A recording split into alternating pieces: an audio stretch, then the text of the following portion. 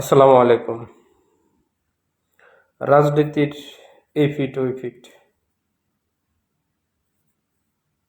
রাজনীতির কোনো ফিটে ভালো না। রাজনীতিতে একটি শব্দ আছে,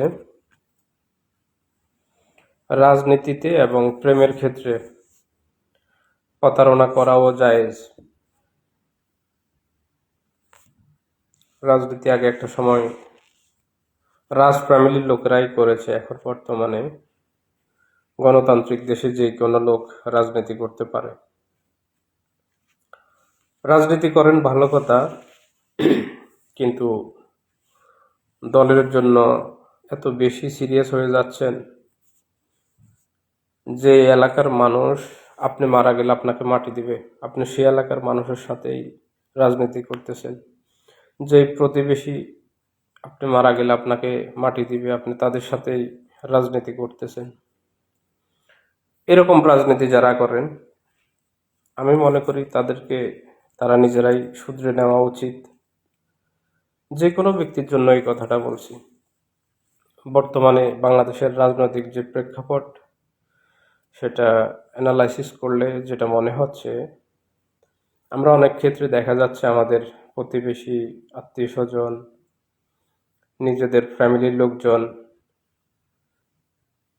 এই সব সম্পর্কের চাইতেও আমরা আমাদের দলীয় যে সম্পর্ক, সেটাকে আমরা ঊর্ধ্বে রাখি। দেখা গেল আপন চাচাতো ভাই একজন আওয়ামী লীগ করে, আমি বিএনপি করি, কিংবা আমি আওয়ামী লীগ করি, চাচাতো ভাই বিএনপি করে, হ্যাঁ, তার সাথে আমার আত্মীয়তার সম্পর্কের চাইতে রাজনৈতিক সম্পর্কটাকে আমরা বড় করে দেখি।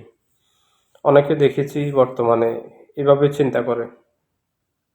রাজনৈতিক নেতাকর্মীরা, রাজনৈতিক দলের লোকেরা দেখা গেল যে খুব নিয়ারেস্ট, কিন্তু আপন একজন আত্মীয় স্বজন সে যদি ভিন্ন মতের রাজনীতি করে, তাকে শত্রুর মতো করে চিন্তা করে।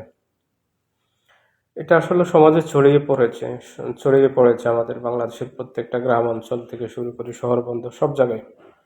আসলে এই রাজনৈতিক কালচার থেকে আমাদের বের হয়ে আসা উচিত।